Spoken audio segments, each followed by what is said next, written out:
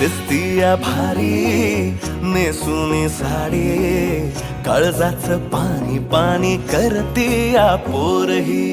अदा क्यूट वाली गावरान बोली, खट्याळ थोडी माझ्या काळजाची चोरही.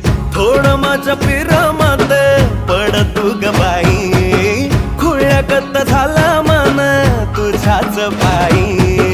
आता मला लागली या लग्नाची घाई, नाही आता बोलू नको अग माझी राणी. होशील का या पठ्याची सोबर घरवाली.